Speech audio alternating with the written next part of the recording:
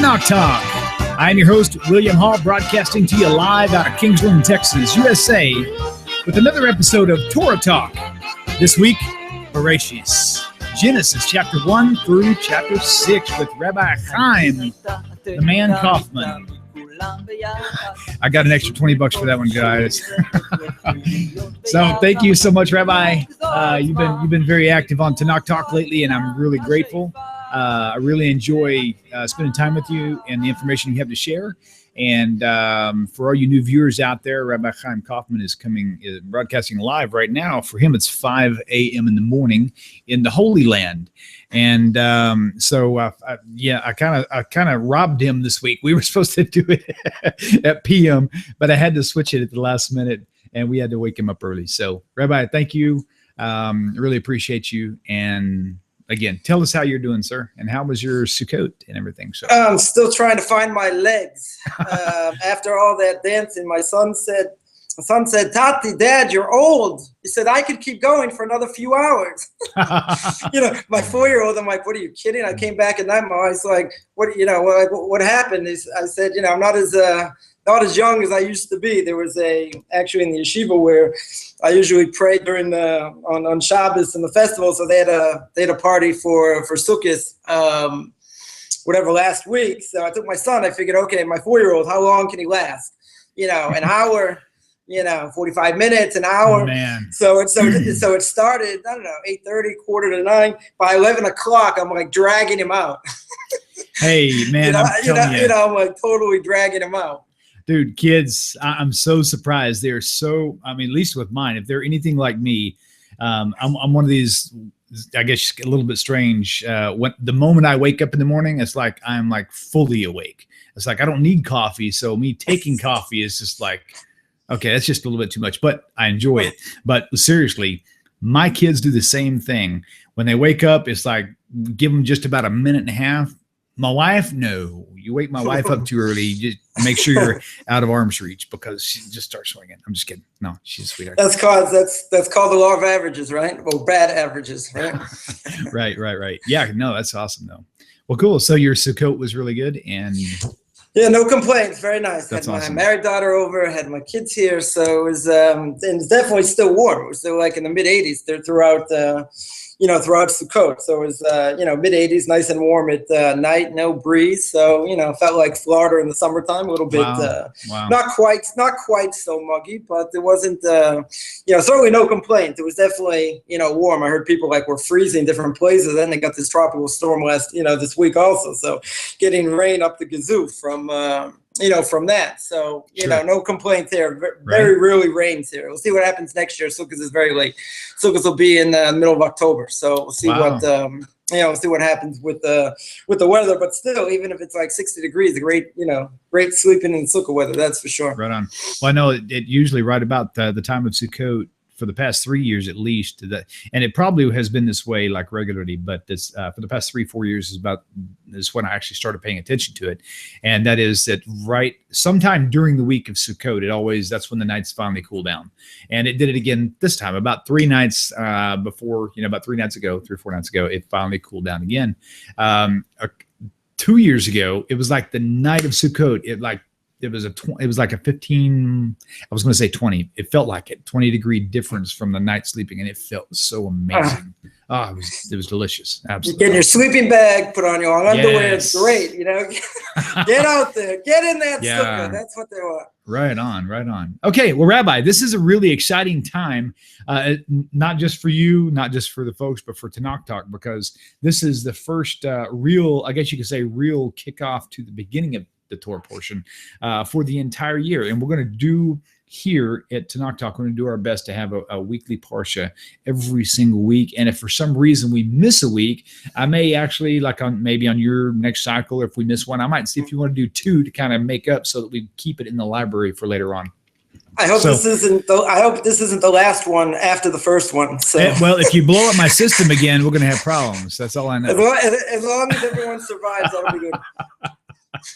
Yeah, the first, I still remember the first show. It's like everything was going great, and then all of a sudden, I just started seeing you getting all excited. Next thing you know, my system goes. I'm just kidding. Yeah. All right, very good. Okay, Rabbi, let's rock and roll. I'll turn it over to you. And I will, just to let you know, I'll have the Hebrew available as well as the English. So you just tell me what to pull up on the screen for you, and I will put it up. Okay, very good. Okay. So I think we're going to start actually from the beginning, no pun intended. The first Right. verse 1, chapter, or let's go backwards, chapter 1, verse 1. What it says, Breshit bara Elokim es hashamayim ve'es haaretz, right? God created, or in the beginning, we'll translate it, try and be nice here, and it's very hard to translate here, but we'll translate it as, in the beginning of God's creating, he created the heaven and the earth, right? He created the heavens and the earth. So there's an obvious question that Rashi brings up and others comment on what Rashi says, and that is, why did God start with creation? Because obviously that's not where the first mitzvah starts. The first mitzvah, if you go to Exodus chapter 12, right, gives the mitzvah at the beginning of chapter 12 in the book of Exodus, gives the mitzvah of Rosh Chodesh, of the month, because what's the purpose of the month? The purpose of the month was that you would have witnesses that would come. They would give testimony in the Sanhedrin, in the where the great Sanhedrin was in Jerusalem, and they would come and give testimony where they saw the moon. And therefore, when they saw the moon, they would sanctify the month, and that's how. And then the month would be sanctified according to that time, and that would set up all the dates for right. for the festivals, etc. Okay, so, now Rabbi, you said yeah. this was the first. I thought that the be fruitful and multiply was the very first chronological commandment. Is it kind of on a different spin? What is that? So Rashi here says that's really where the first command is. Keep in mind that when we're talking about the book of Exodus, Okay. right, that's after the Torah has been given. Oh, right on. So there are mitzvahs that are given, be fruitful, multiply, which actually comes in Parshas Noach, which comes next week, right? But that's even before the Torah was given. So the whole discussion, what exactly, how that applies. Is it the same as if it's given, when the Torah is given and there are more things added to it, whatever, but that's given, that's right, that's before the Torah is given. So actually there are only three mitzvahs that are spoken about in the book of Genesis. One is be fruitful and multiply. The other is don't eat the sciatic nerve from Jacob, and the other is bris milah, and circumcision. Those are the only three mitzvahs in the book of Genesis. Everything else is later, after the Torah is given in Exodus chapter 20. Okay. So there's an obvious. So the commentaries ask, Rashi asks on that, why is it that the Torah starts with Genesis, right? With creation. It goes through the creation of animals, creation of heavens, creation of light, creation of animals, creation of man, right, etc. So it goes through creation in 6 days, and there's an obvious question: why should it be? Why should it start with that?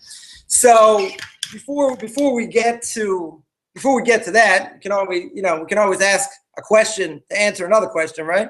So what we're going to keep in mind a few things, and then we're going to hopefully tie everything together. The Ramban over here, Nachmanides, says that the reason that Genesis starts with creation is to teach you that the world itself has no beginning, meaning there's no one there before God. God is the first being. So you can ask the obvious question: so what was God doing before?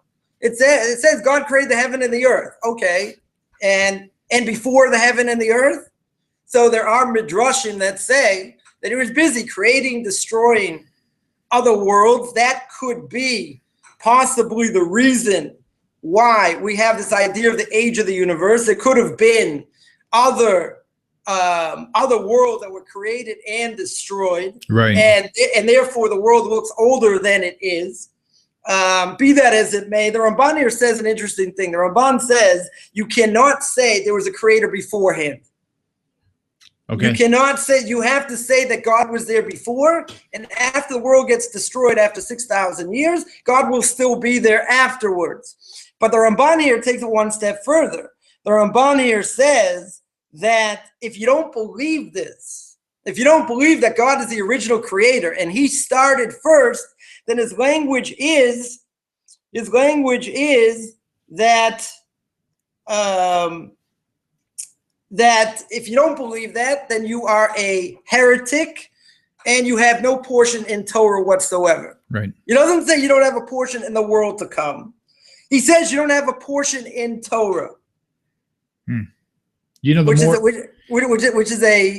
a very, very strong statement to make. Then the Ramban continues and says, when you go through the days and what's created, it's all Kabbalah, right? It's extremely hard, to understand, and it's very close. Now you have to understand the Ramban was also a Kabbalist par excellence. So for him to say that it's Kabbalah, we don't understand it, we'll take his word for it, right? Right.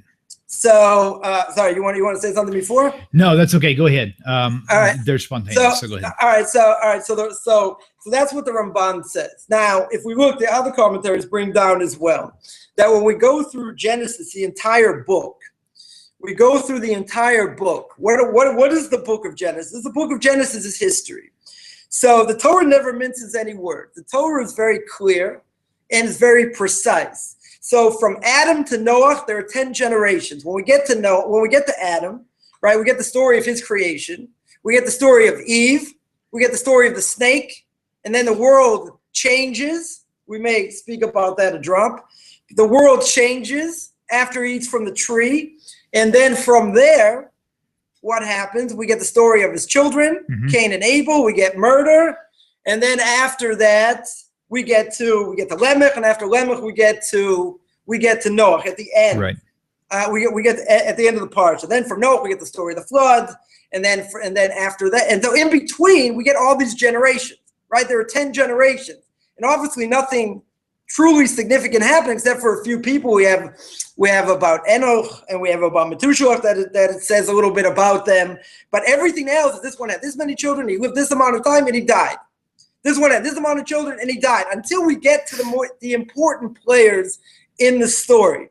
So then from Noah to Abraham is another 10 generations, right? And we get this, so we get to find out the story of Noah. After the story of Noah, we get to Abraham, and then we get the whole story of Abraham and his children until we get to the end of the book of Genesis. We get to Yaakov and his children, then Joseph dies, then we go into the book of Exodus. So it's a book of history. Now, history, being a student of history, since I have a degree in history, everyone should stand up and rise, have respect for a degree in history, undergraduate degree. Nonetheless, history, as it said, if you don't pay attention to history, you are bound to repeat it.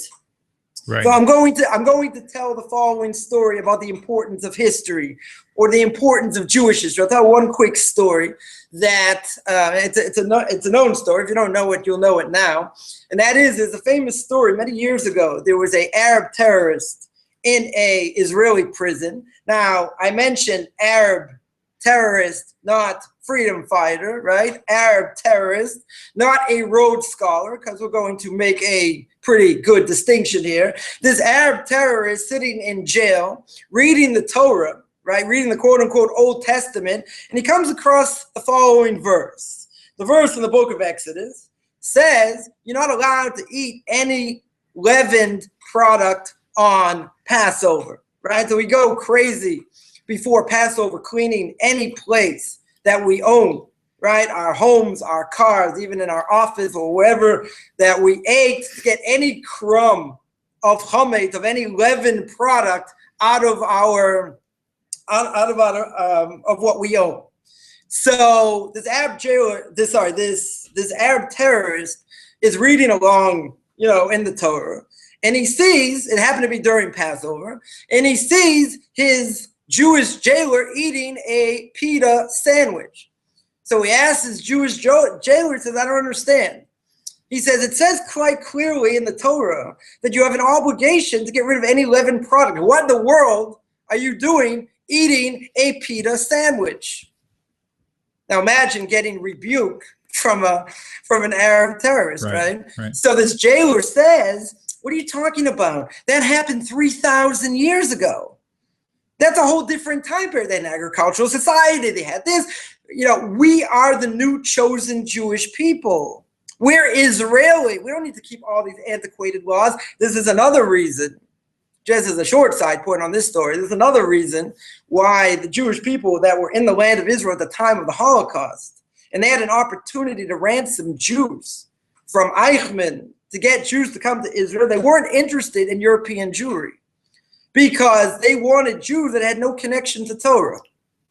Interesting. They weren't interested in my Rebbe's Rebbe, Rav Moshe Schneider, may his name be blessed, wanted to come to Israel. They rejected his visa. He was in England. He wanted to come to Israel, and they rejected his visa. They rejected him because they said, we don't want any of these old people, coming they're not going to help build the land. They're not going to help do anything for the land. What are they going to do? They're going to bring these old world values. Sound familiar? They're going to bring all these old world values and customs. So when they bring all these old world values, we don't want that. Better you stay in Europe. So they have a tremendous amount of blood on their hands. Be that as it may, that's not the topic for now. Be that as it may, this Arab terrorist says to himself and says out loud, he says, what? You're telling me you don't have a connection to history? You don't have a connection to your land? It's only a matter of time before the Jewish people in the land of Israel give us the land back. Wow. Not that we have to fight for it. They're going to give us the land back. This is an Arab terrorist, not a Rhodes Scholar. Right. So he said, if you don't have a connection to your land or your people, we don't have to do anything. You're going to give it to us. And as we saw many years ago, Arafat had an opportunity to get 95% of the West Bank. And he said, we want the whole thing, and he rejected it, thank God, because if we would have taken 95% of the West Bank, it would be extremely difficult to secure. Wow. Because you would have a lot of different areas, and that's why they took over the land in the first place. Because you had the Egyptians, you had the Syrians, you had the Jordanians, or what they were called the Transjordanians, right? You had whoever else is around here as well. You had almost every nation in the Middle East have fighters in this country, and it was extremely dangerous to live in many parts because of these Arab marauders. Now, keep in mind, and this is not going to be the topic, but we are going to touch on it. None of these nations, meaning the Egyptians or the Jordanians, none of these nations were Palestinian. We invented that, right? The Israelis invented that. They were here, but they weren't they were part of the Jordanian, right, part of the Syrians, part of the Egyptians, right? But they were not here. So if you lose focus on history and you have no connection, then, as this Arab said, you are going to give us the land back. Now, let's go back to the original Rashi. Rashi says, and I didn't quote it because I wanted to build it up here. Rashi says, why does the Torah not start with the first mitzvah, right? There's a question. Maybe there are other mitzvahs before that, but be that as it may, he starts from Exodus chapter 12, the idea of Rosh Chodesh, of sanctifying the month. So why does he say that? Because Rashi says, if it wouldn't be that God created the heaven and the earth, then the nations, i.e. the Canaanites and the other nations of the land of Israel, would say, hey, you stole our land. The land belongs to us. Now, if you go to the end of the book of Deuteronomy, right, Moshe dies, and you start the book of Joshua, what does Joshua do? He's the next leader. He takes the Jewish people into the land. What's the first thing they have to do? Mm-hmm. Get rid of the 7 nations. Yeah. When they get rid of the 7 nations, they say, hey, what are you doing? That's our land. Comes along Rashi and says, you have no claim on the land. You're not one of these Palestinians who was a squatter in the land, belonged to another nation. You have no claims. You have no rights. You know why?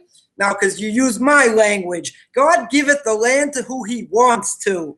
Mm-hmm. And he taketh it away. I like that. Taketh away from who he does not want to give it to. So you have no claim on the land. Now, the Torah goes into great detail many, many, many times. It says to Abraham, says to Isaac, says to Jacob, says to his kids, this is the land God gave to the Jewish people. Go through the book of Exodus, go through the book of Leviticus, go through the book of Numbers. Many, many, many times makes the same claim. If you don't go back to Genesis chapter 1, guess what? You have no claim. If you go according to the UN and all the lies that the Arabs have been giving over the millennia, saying they have a claim to the land, go back to Genesis chapter 1. They have no claim. If God wanted them to have the land, they would. If you go to the end of the book of Exodus, end of the book of Leviticus, the book of Leviticus, my language, says that if God wants to, if you don't do what you're supposed to do, i.e. the Jewish people, God is going to spit you out of the land. Now, my language would be, chump don't want it, chump don't get it.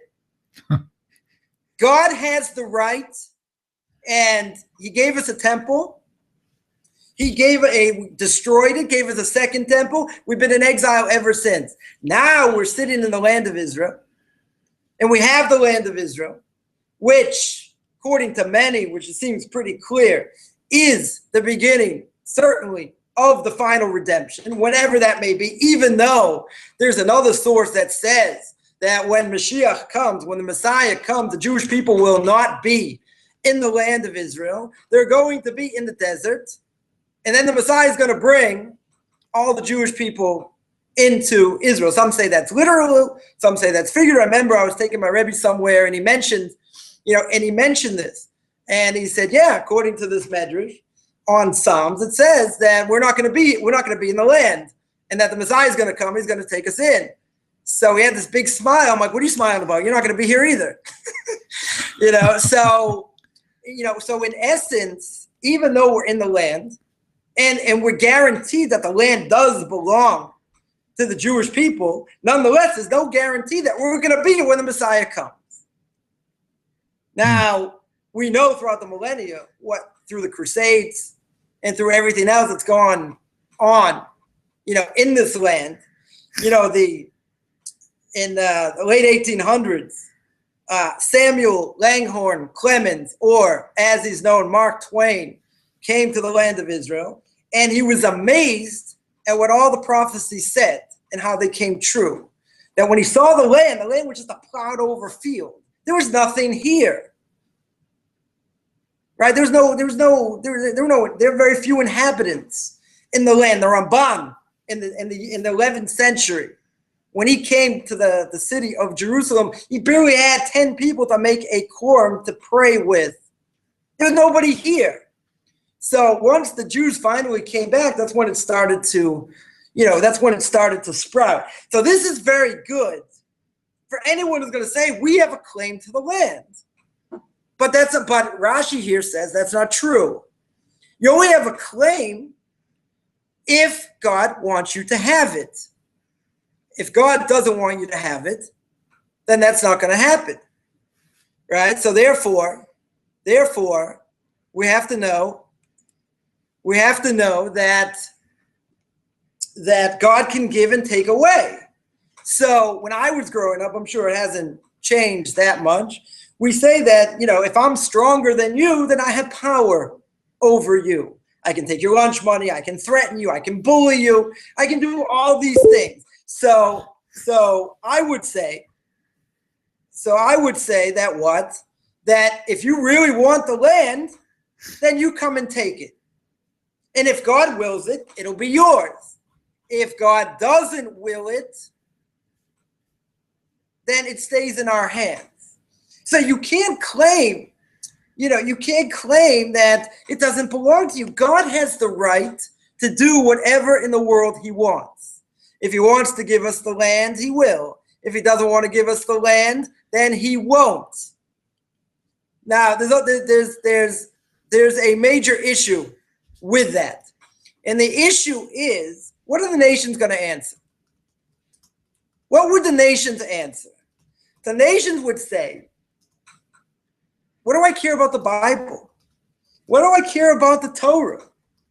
Who cares? Maybe the Torah was written by, four men and a redactor. Maybe they all ate the same hallucinogenic mushroom in the desert. Maybe all kinds of things. We don't believe in the Bible. So if we don't believe in the Bible, and you go say, oh, Rashi said, and he brings from this medrash that he says that God giveth and God taketh away. We don't care about that. You took our land. Right? So that's what the nations would claim. Now, we can answer that very simply and say, okay, you don't want to hold by the Bible. So now you can go through the UN, you can go through the EU, you can do all these things to try and get the land back. But guess what? If you don't get the land back, it still stays in the hands of the owner. Now, point in check that if we look at history, again, get back to this history thing. If we look at history, the only nation in the history of man that's ever had to give land back or been called to give land back when they fought a defensive war was, guess who? Was the Jewish people. No one, after fighting a defensive war, no one has ever had to give land back. There was a case in the 70s or 60s. There was a population exchange between India and Pakistan, right? But in the history of man, that's never happened. No one makes such a claim, right? Forget the fact that they don't need the land and, they're 22 Arab nations. They can have their own nation. Let these so-called Palestinians go to other nations. Who cares, right? They don't, they want to make their claim or whatever. At the end of the day, they have no claim because God can do whatever he wants. If they don't have the land, then that means they didn't deserve it. Forget all the references we mentioned that God promises the Jewish people, right? Irrelevant. If he wanted you to have it, you'd have it. If he doesn't want you to have it, you won't have it.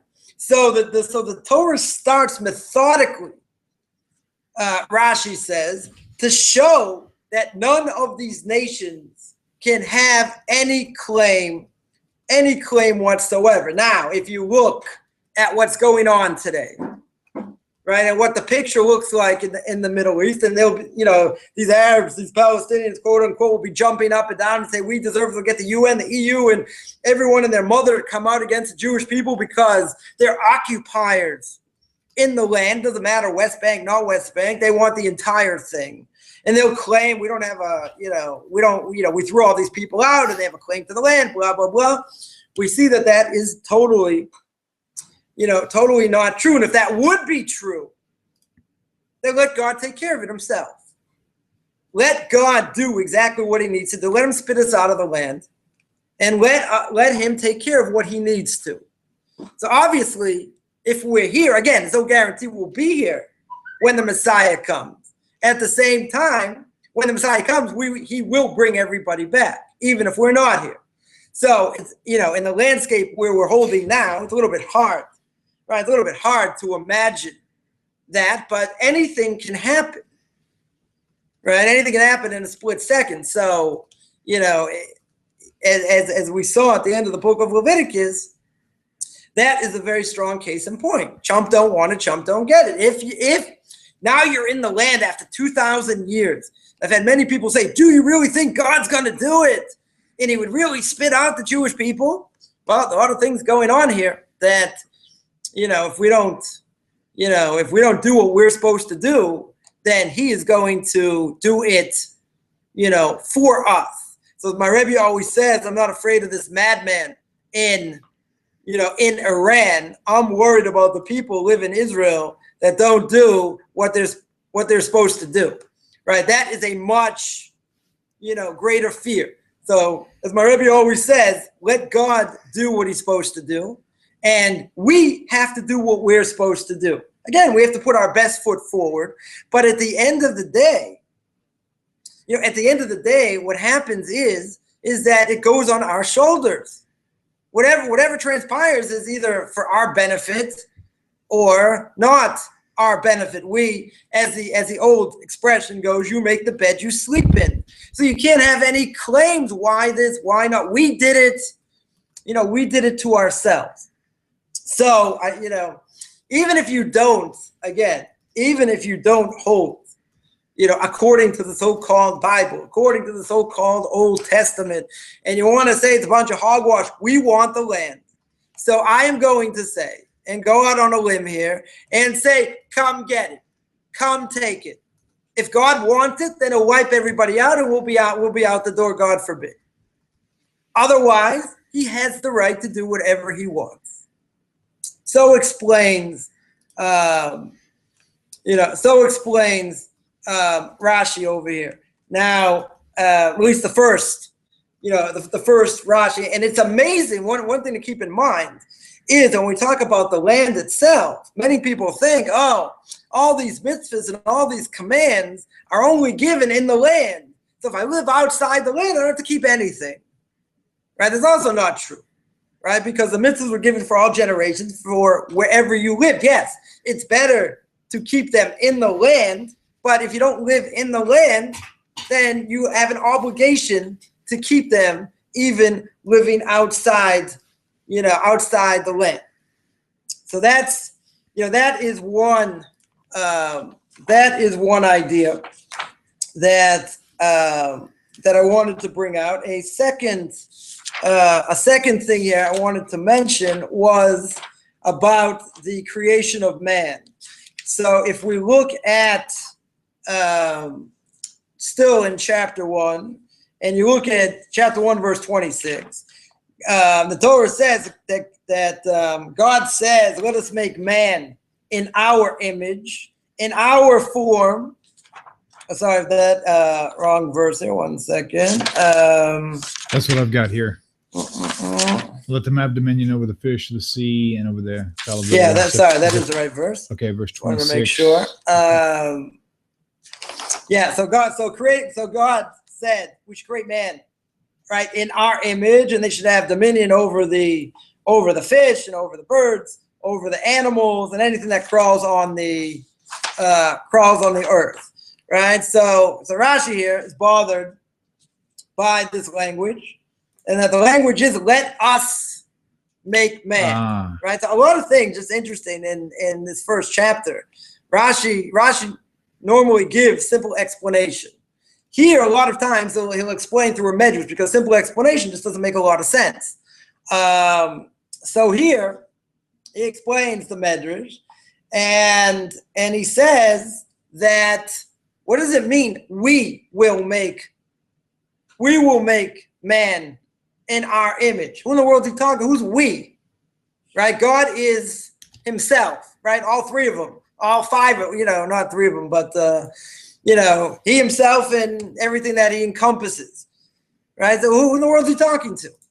So Rashi says that there's a place that heretics can now make a mistake. They can make a mistake and say, what do you mean? Maybe God's talking to other godly beings. There are other gods besides him. So Rashi says it talks about God's humility that he asks from beings, i.e. the angels. That's who we're speaking to in his heavenly court. That's who we're speaking to, that he wants to ask ask beings that are on less of a level than he is in order to show his humility. Right? So that's, right. We can discuss that, but the main point is that God over here gives people the right to make mistakes. Would that be? Oh, look, this is a proof that they're more than one God. Right, but wouldn't it be similar to because the Torah says, "Let us make man in our image." Must be talking about many gods. So I'm always fond of saying, there's a 614th commandment. The 614th commandment is don't be stupid. God gave you a brain. Mm-hmm. He gave you a brain to think, and this brain to think is to tell you that, is there really more than one being? Could it be that God made there are other multiple beings? You could make that mistake.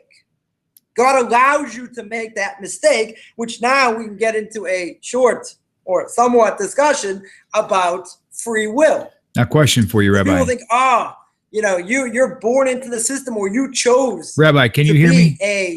To be an Orthodox Jew, and you're being brainwashed, and people put in a gun to you and say, eat this matzah, I'm going to kill you. Or I thought, what are you talking about?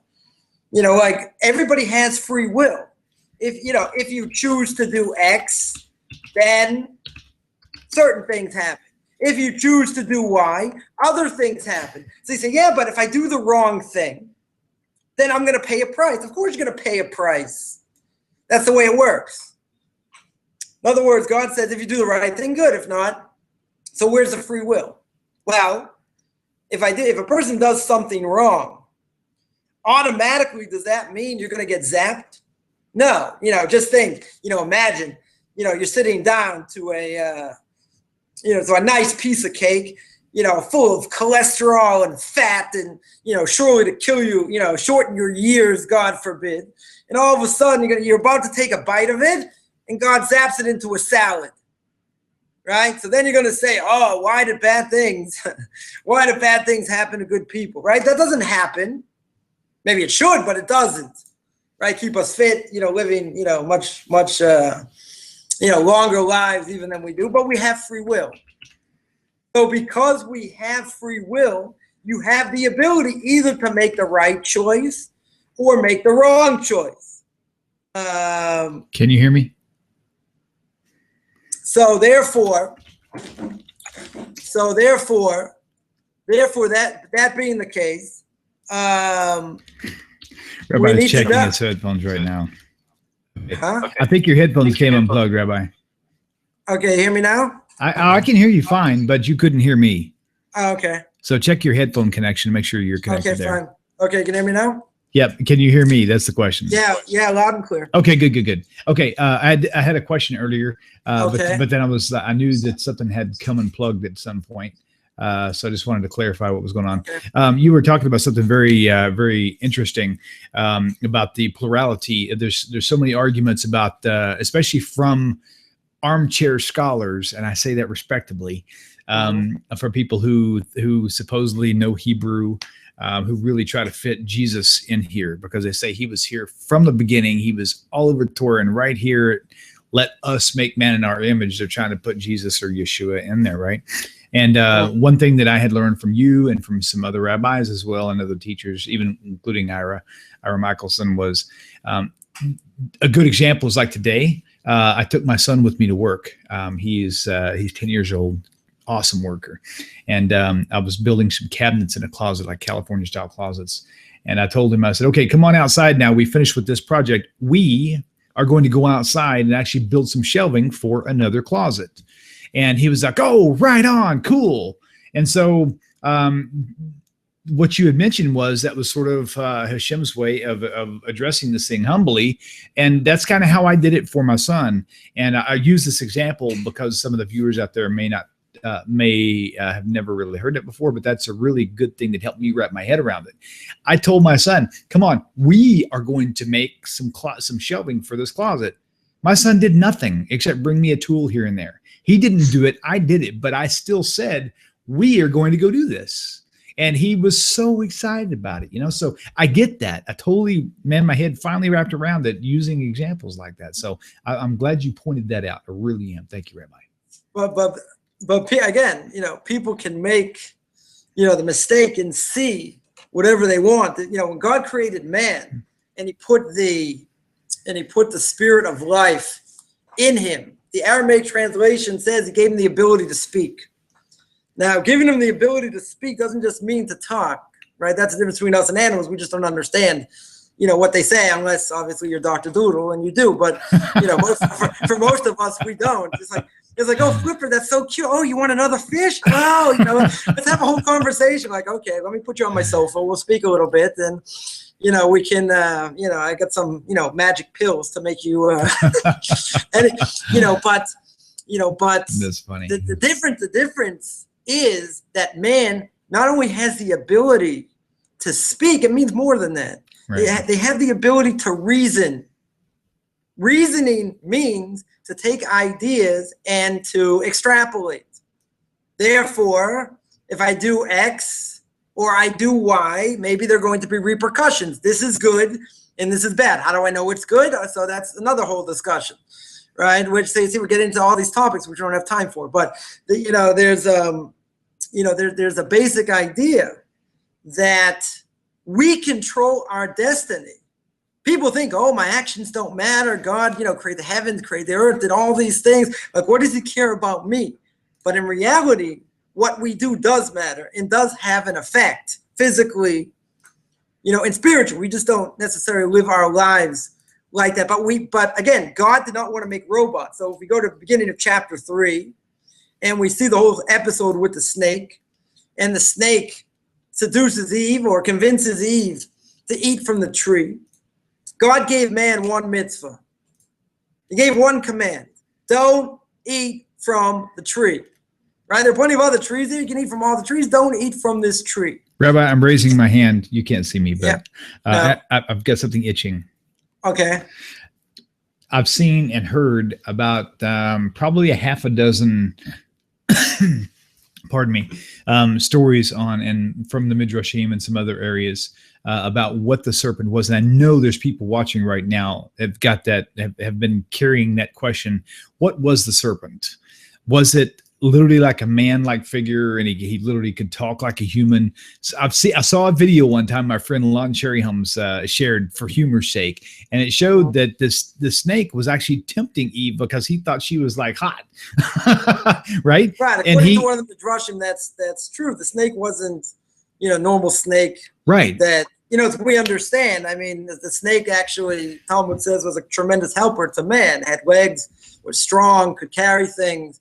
Etc. That's why one of the curse is that God says, I'm going to make you eat from the dust of the earth. What does it mean from the dust of the earth? To cut his legs off. Hey, you know what's really cool? And it's something I never knew until I heard Rabbi Tovia Singer say it. They have got, even now, scientists have found that snakes literally have appendages, right? But there's nothing coming out of it. They're just like, it's like, why have appendages if you're not going to have, it's really, really cool. What Very happened cool. Appendix, right? Oh, you don't need that. Hey, I needed that. Wait, don't take it out. I could have used that. I love it. Three of my kids that. Come on. Perfect. No, so the snake itself, right, represents really the evil inclination. Okay. Right, the angel of death, everything put together, right, so to speak, and he existed, and God created him in order to tempt man. Now, we say every morning, which I'll say shortly, that we're not interested in temptation. But at the same time, if we didn't have temptation and we didn't have trials and tribulations, we would never grow to be the people that we need to become. So I would say, okay, so serve God properly and everything will be fine. Then he won't give you temptations. But it doesn't work like that because without that, you don't grow. But I don't want them. But without that, you don't grow. You just keep going back and forth. So God gave man one command, right? Had he done what he was supposed to do, he would have gone into the Garden of Eden, which is a physical place and a spiritual place, because we say when a person dies, and after a certain amount of time, he gets his eternal bliss for all the mitzvahs that he does. He goes into a place called Gan Eden, which is Garden of Eden, literally, a spiritual place until the Messiah comes, until the next world, whenever all that exists. And he's going to be like a way station, so to speak, to get all the merit, if there's anything left of him, for all of the bad things he did in this world. But nonetheless, it's a physical place and a spiritual place. So had he done that, he would have gone straight in and everything would have been fine. Problem was he didn't. The whole world had to change. Man had to die, right? Man has to die.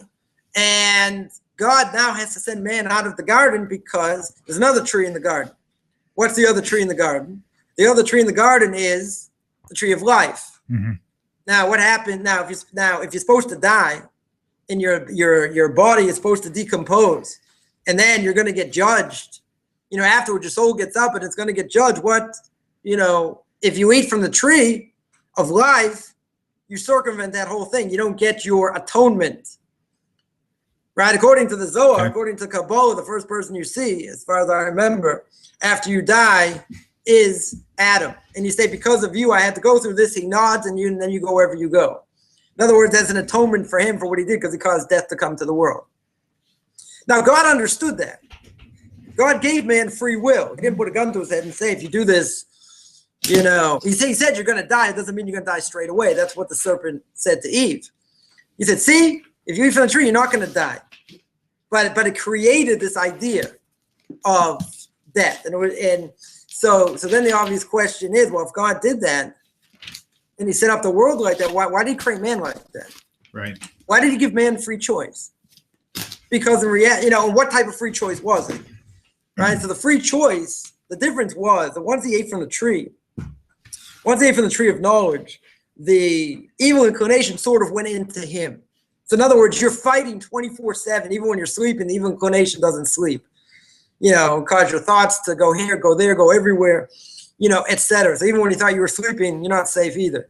So Adam thought, if I eat from the tree, what happens? I take this evil inside me. And every time I do something good, I sanctify exponentially. If I do something bad, okay, I did something bad. So it debases my body and my soul. If I do something good, it uplifts my body and soul. Just to drive the point home, the Ramchal and Derech Hashem, in the way of God, the Ramchal, Rabbi Chaim Coffman says, had Adam done what he was supposed to do, he was like a pure soul, as pure a soul as we understand in this world, in a human form. So had he done what he was supposed to do, he would have grown spiritually, exponentially. His body probably would have, at some point, would have disintegrated. At some level, would have been a total spiritual being, whatever that means, would have gone into the Garden of Eden. That would have been it. End of the world. The world was created for God's purpose. Done. Obviously, it didn't happen.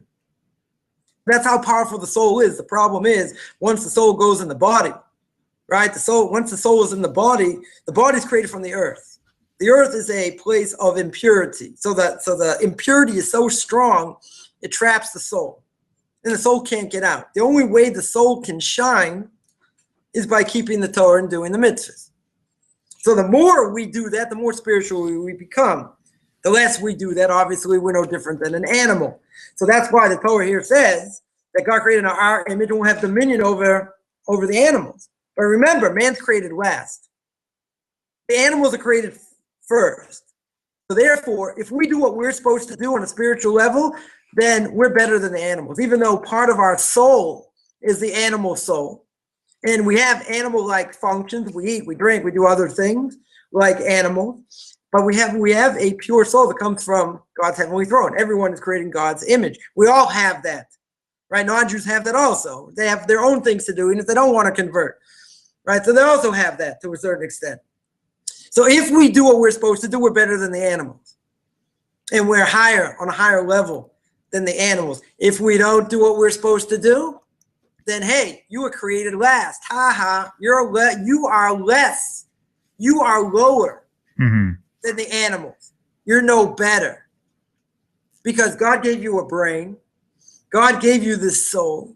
And he gave you this ability to draw close to him. Oh, chump don't want to do it. You just want all the hedonistic values of this world and eat meat, eat, drink, and be merry, lest tomorrow I die. Okay, God says you can do that.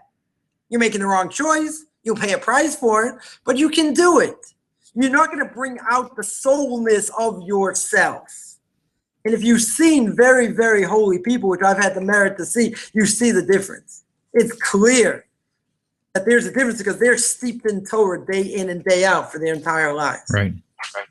It's a totally different, it's a totally different thing. So when we can't, again, you can't look at this at face value. Look at the snake. Just one other point about the snake.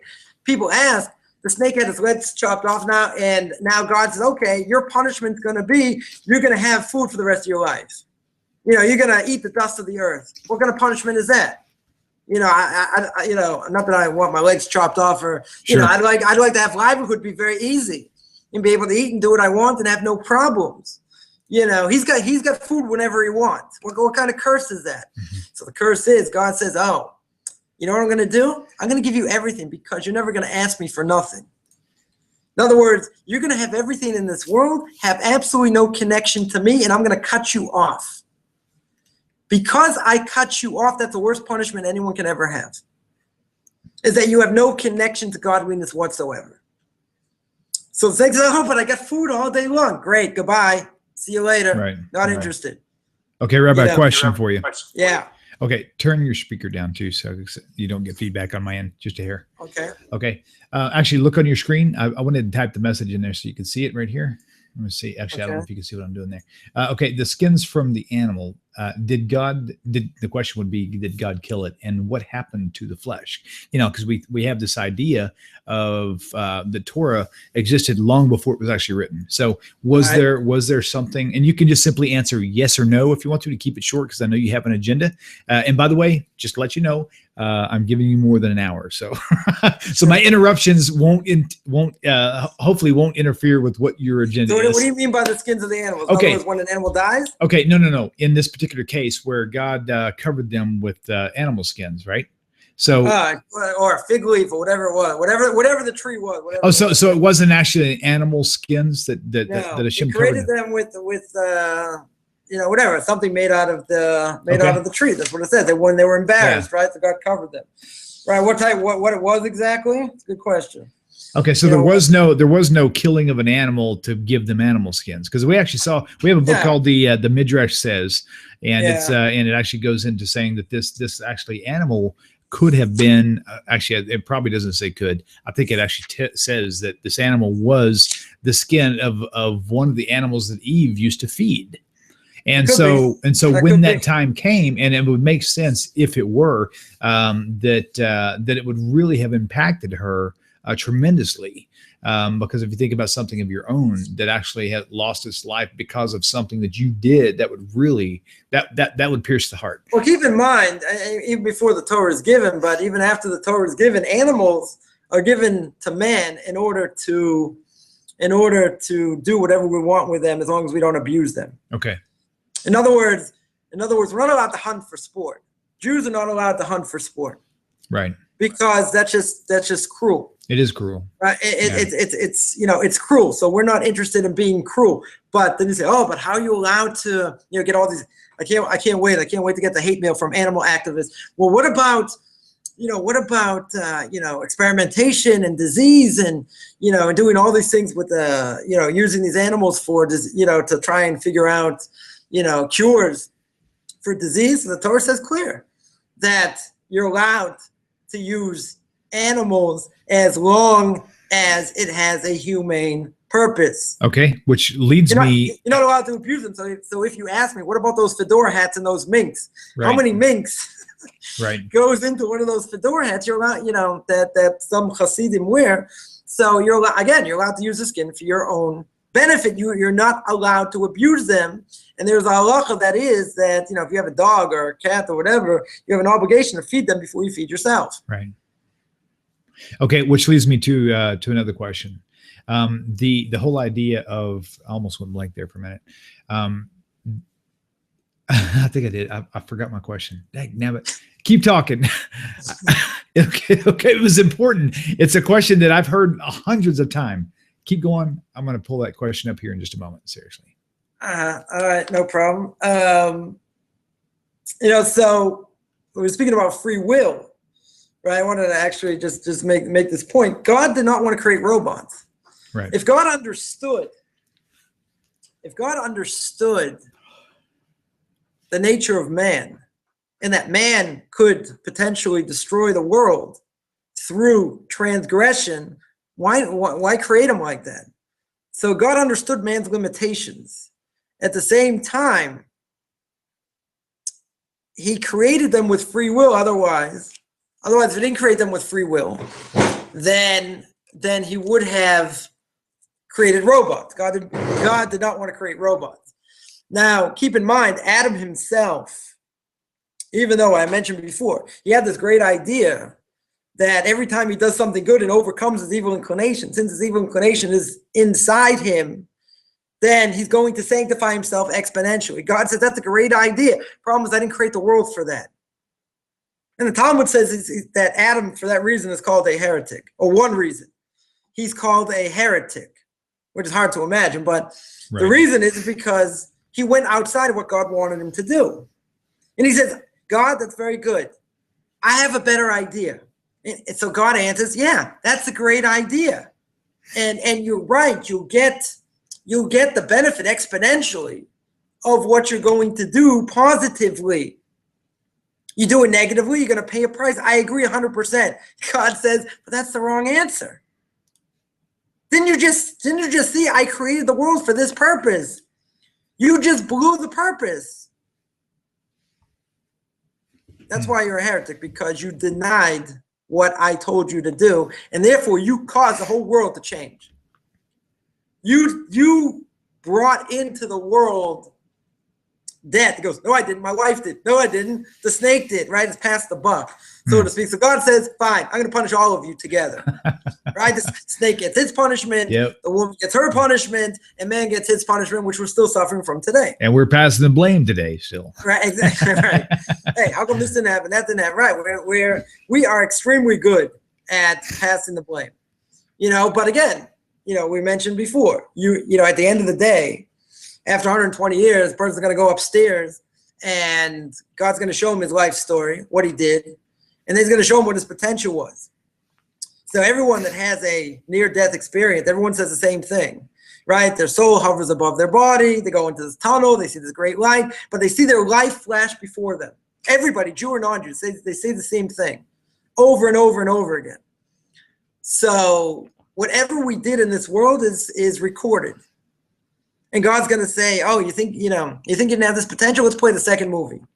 Right. And now when you're watching the second movie, you are 100% a pure soul.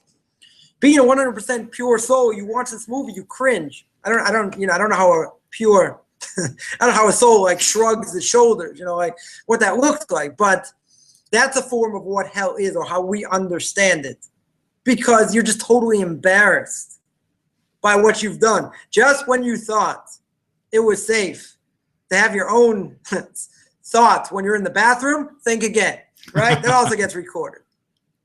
So, when we see that, when we hear about that, they say, oh, it's just Kabbalah and it's just this mumbo jumbo, you're making it up.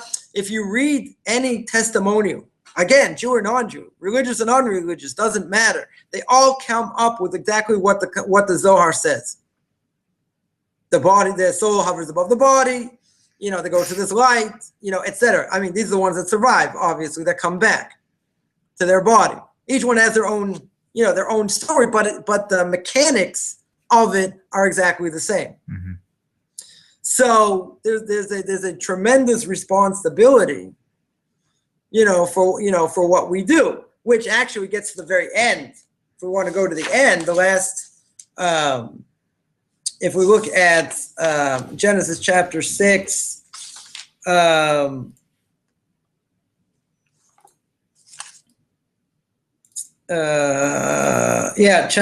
chapter 6, verse 6, God seemingly has regret for creating man, right? That he says that Noah came on the scene, and Noah really comes from the word Nachama, comes from the word constellation, because he created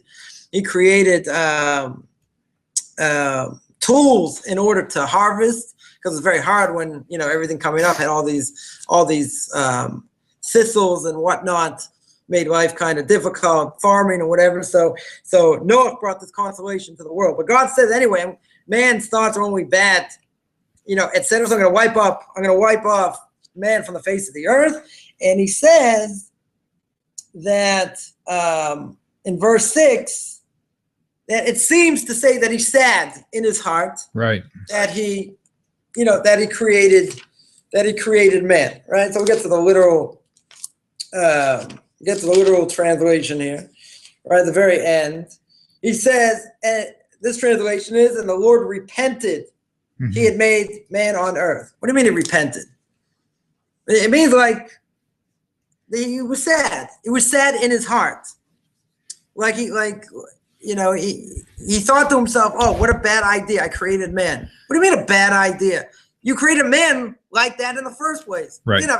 You can't say, oh, gee, I had a bad idea. No, you didn't. That's why you created him. Mm-hmm. So Rashi here brings down a medrash, an unbelievable medrash, that a non-Jew asked one of the rabbis, how can it be, right? Can God really be sad? Can God really, can God really repent for something that he did? It doesn't make any sense, right? So the medrash says, the rabbi answers him and says, did you ever have a child? And he said, yes. And he says, well, what did you do when you had a child? He said, well, I made a great celebration. So the rabbi says, why'd you make such a great celebration? Don't you know the child's going to die? You know the child in the end, everybody dies. Why make such a great celebration? So this non-Jew said that, when he was born, or when the child was born, I made a celebration because I was very happy I had a child. And when he dies, I'll be very sad. God forbid if he dies in my lifetime. But there's a time to be happy and a time to be sad.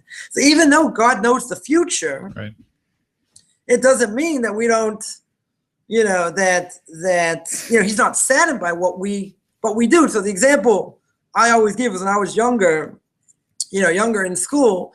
So we always used to have these, every so often we'd have a film strip, right? They don't make things on film strips anymore. It's all like PowerPoint and who knows what.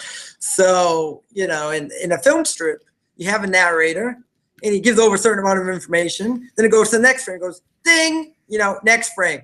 Gives over some more information. Ding, next frame. Ding, until it gets to the end. So if you're listening at the beginning, you don't know how it's going to end. Right? We don't know how it's going to end. But if we look in the bigger scheme of things, and God knows what's going to happen at the beginning and the end, he doesn't say, oh, you're going to do this thing. You're going to do this thing. He doesn't say that. You yourself have to act it out. You yourself have free will to do whatever you want. It's just that God knows what you're going to do in the end anyway. Bingo. So the free will thing is actually, I think, why Genesis 6:6 makes sense. And Hashem repented. It says, and he repented that he had made man. I mean, honestly, the only way we could say that he would never repent is if he actually created robots to where he knew what our responses would be and he expected them to be a certain way. To me, it makes perfect sense because of the fact that we do have free will, and which means that if we have free will, that means we get to choose. And so, right.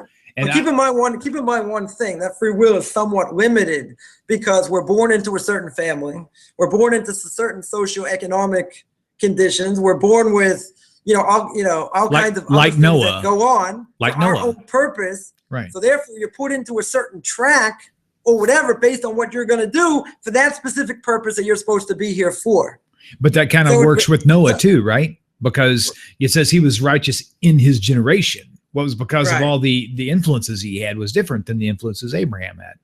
Right. But if you look at a timeline, he lived for a certain amount of time in Abraham's generation. But it's hard to imagine that had he not been there, he would have been like totally, insignificant. It just so happens in his generation, now he's the only one that got saved from the flood. Right. Him and his family. That's pretty good considering what the world was. Right. But if you would have stuck him in another generation, maybe he'd be just like an average Joe Schmo, but he was also, he's also considered a prophet as well. So, he did have prophecy. I think maybe he would have actually, if he was in a different generation, maybe his neshama would have been stronger.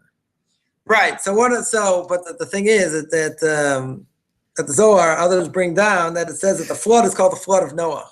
Right. So just as a prelude for next week that, why is it called the flood of Noah? Because he's building an ark for 120 years.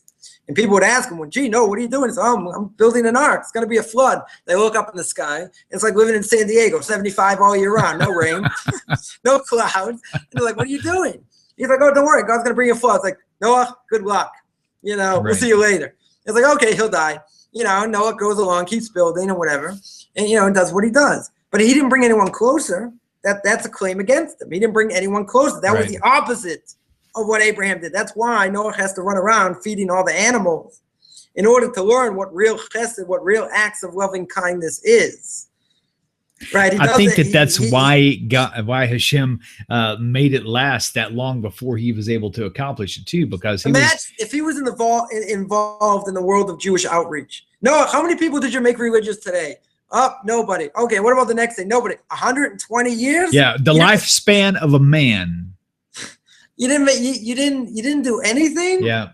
You didn't bring anyone closer? After a few months, they would have fired him. They would have waited 120 years. A few months, he would have been out the door. No, It's about numbers. It's about bringing people back. Sure. Yeah. Abraham, unbelievable what he did. So, had he been in his generation, would he have learned much better? Yeah. But again, each soul that's brought into this world is a world in and of itself. In other words, I can't help you reach your potential. Whatever your potential is, it is. Right? I can maybe facilitate certain things or whatever, but whatever potential that a person has, they have to do it. They have that thing for themselves to do. No potential is the same. The source of the soul for each person is different. Some more, some less. Some put in different situations. But again, when you're put in all these different situations, you have no control over that. There's certain things you do have control over. One of the commentaries says in the book of Job that we complain that, why is God doing this to me? Why am I suffering with this? Or why am I suffering with that? So one of the commentaries says, you know why you're suffering? Because you were stupid. Not because God did it. You made certain decisions, and this is the result of your decision. Yeah, there are certain things God puts obstacles in your way, or whatever the case is. But if you do it to yourself, that's not God's fault. We mentioned before, let's do a review. There's a Coffman's Law, 614th commandment, don't be stupid. If you do something that causes you made a mistake, you weren't thinking, you did whatever, that's your fault, not God's fault. Well, why did he give me that brain? He gave you a brain to make right decisions. You made the wrong decision. Okay, you made the wrong decision. There are repercussions, for that. You can't say, well, ignorance is bliss. Oh, really? You grew up in Idaho as a potato farmer? Is God going to cut you some slack? Maybe.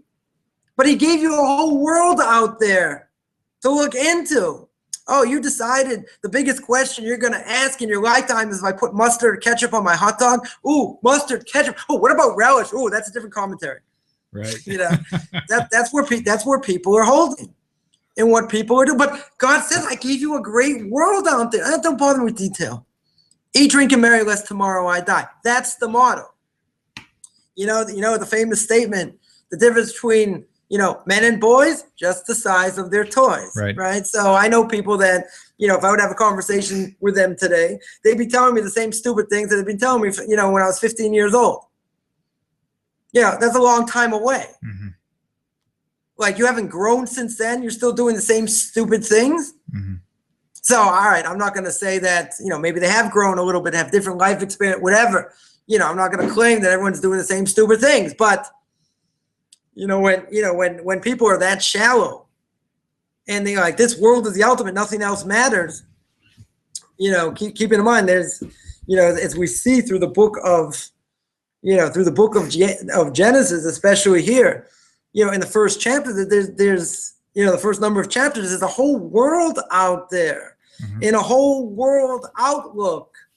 That's why, just as one other side point, that when we look at the patriarchs and the matriarchs and what they went through, right? The Talmud says, and the commentaries bring down, Maaseh Avosim and Labanim, the actions of our forefathers are assigned to their children, which means that, Abraham was thrown into a fiery furnace, not mentioned explicitly, but sure.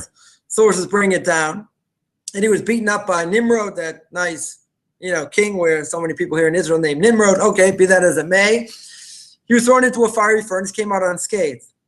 Now, Abraham is called Avraham HaIvri, people mistranslate and say Abraham the Jew, right? It's the whole question. Was he Jewish? He wasn't Jewish. Right.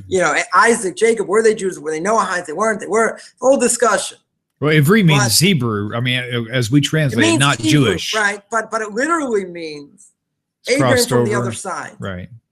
The other side means he was on one side of the world, meaning he brought absolute monotheism to the world, and everyone else, as the Rambam says, everyone had their pocket gods, right? Idolatry was rampant, right? Oh, take him out of my pocket. Here's Bob. Don't leave home without him.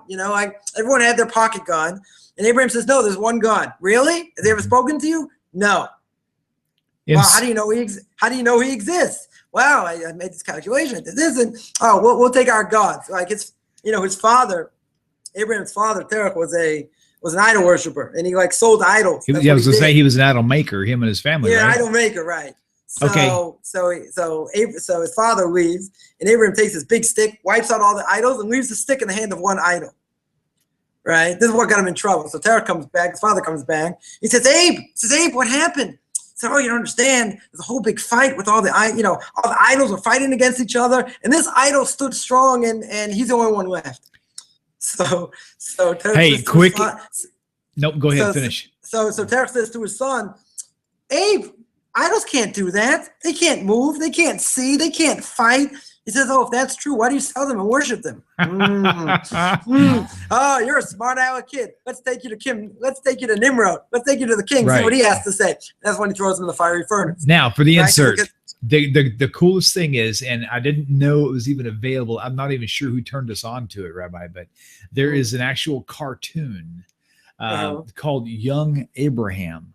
That is straight from the Midrash. So if you're watching this or tonight or tomorrow or the next year, look up Young Abraham, the animated movie. It's only 30 to 40 minutes long, but it is absolutely fascinating. It's really amazing. Covers the whole entire story, and it's the kids will love it too. It's really cool.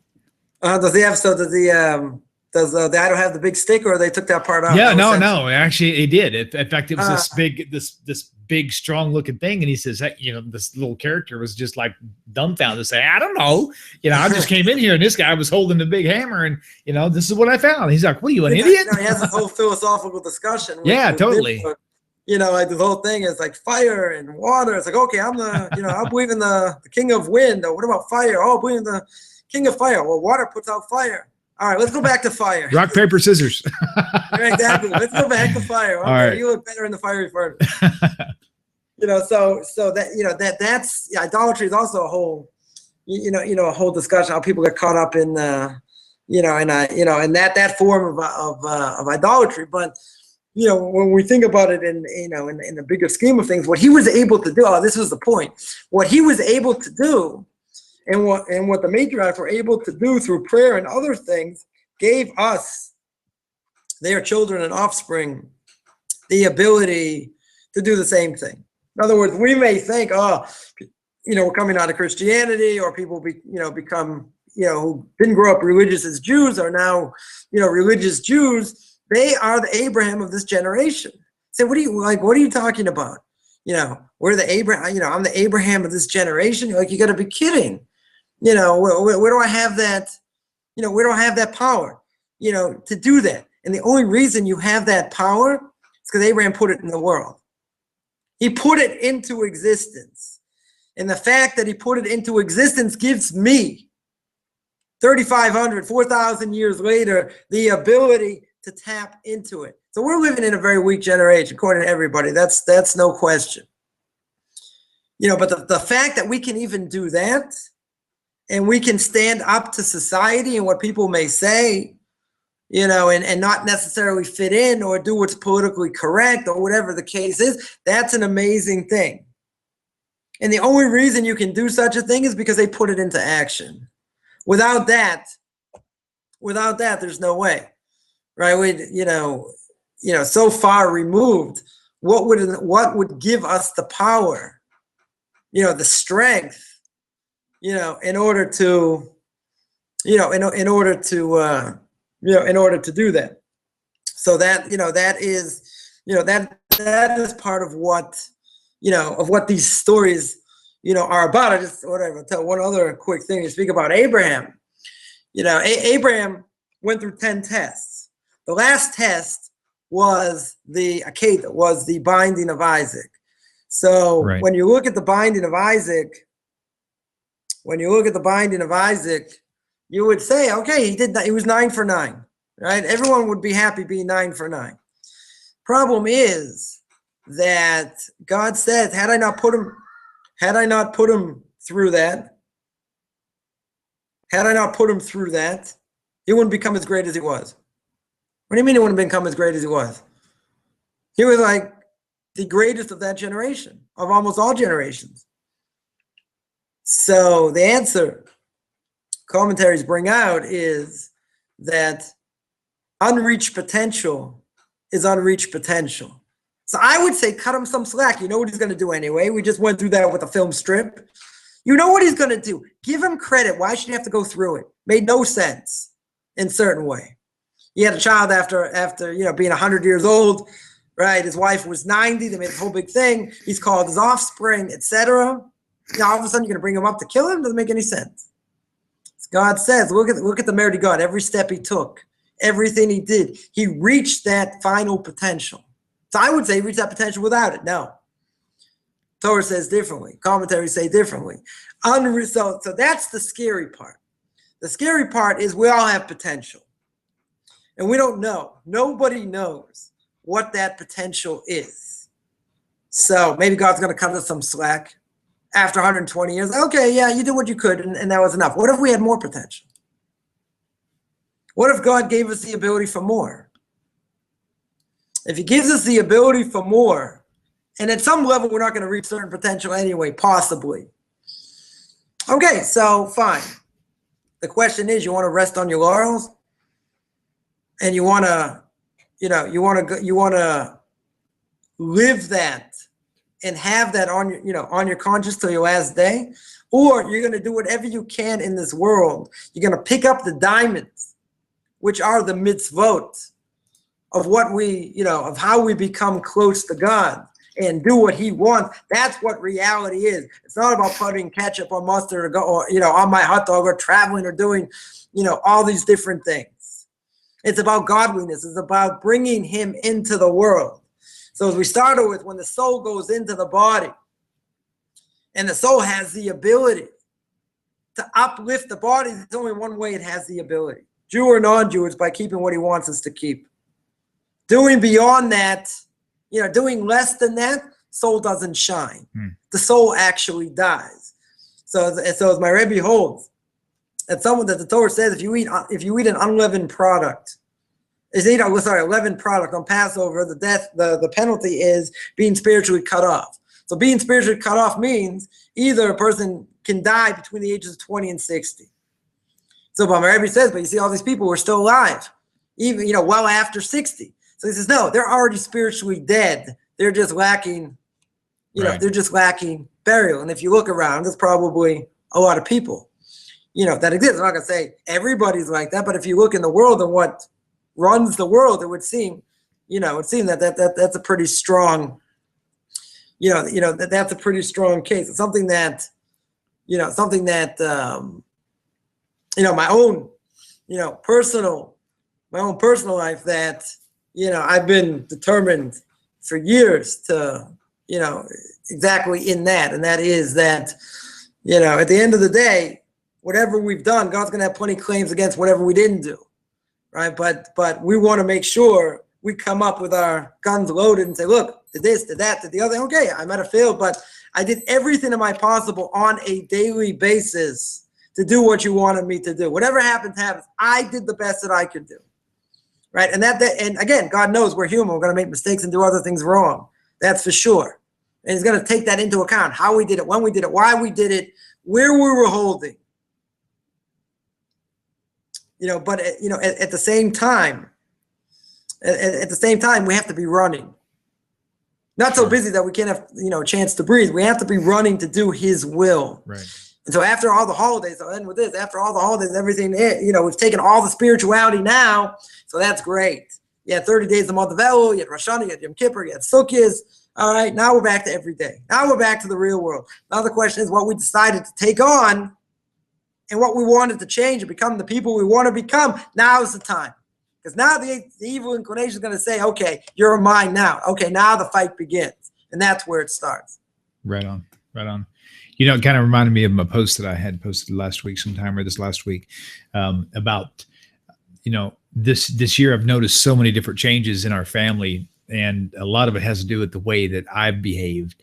And it came down to, you know, rather than me spending time around my family and just interacting around them, interact with them, engage with them, and literally set times apart with the children and with the wife, not just exist around them and make, you know, kind of generally make them happy, but literally take physical time out of your schedule and set it aside specifically for this person, specifically for this person. So as Jews, we have Shabbat for that every week. Right on. You know, you have three meals to do that, and hopefully you don't kill your kids in the process. while that's going on. Oh, look, this one's doing this one's doing that. So, you know, I got teenagers to a 4-year-old, so it's a lot of fun in my house. Right on. Well, Rabbi, it's always been fun having you on the show. I'm so grateful to have you as willing to come back time and time again, even though you screwed up my system. Hey, you know, if I can do that, it's a pleasure to do. You know, yeah. I've only done it once. You know, many more. That's you know, I still tell people now when I introduce you before the person meets you regarding. I said, and I told you this earlier, but everybody needs to know this. I say Rabbi Chaim Coffman is like. He's not like on caffeine. He is caffeine, like hyper extenuated, and all that knowledge is just. People, I used to learn with somebody. I used to drink like this big, you know, cup of coffee before we'd learn, like, you know, like 2-3 cups in one shot. And he'd be like, "Come on, we gotta learn. We gotta," you know. It's like all excited. I'm like, "Listen, if you don't start drinking the caffeinated coffee, like game's over. like this is up." So I always tell people, like, yeah, you know, imagine. You know, so I just had tea. Imagine what it would look like if it was really, you know, caffeinated. I'd be, you know, bouncing off my chair more than, definitely more than, normal. Imagine if I had Turkish coffee. You know, you started like eating the ground at the bottom. That would be like, you know, that would be it. Even though I don't drink coffee, but you know, I've heard what the jolt, you know, is. You know, of them. Right on. Rabbi, it's a pleasure. It's been so fun having you here. Thank you for helping us kick off this year. Bereshit, Genesis chapter 1 through chapter 6. Join us next week. Next time, we're going to do this every week if possible. Worst case scenario, we will try to get every single Torah Parsha available for everybody. So tune in next time, and then tune in tomorrow night. Rabbi Michael Skovac will be here. Shalom, everybody. Shalom, Rabbi Chaim Coffman from Israel, Mr. Caffeine himself, with no caffeine. Shalom, Rabbi. Let's hope. All right. Love you, man. We'll see you. Shalom. אני אתה אתם תמיד כולם ביחד, חשוב מכל חשוב והכרחי להיות ביחד. איפוק זו העוצמה, ויתור זו הגדולה, השאיפה והכמיהה.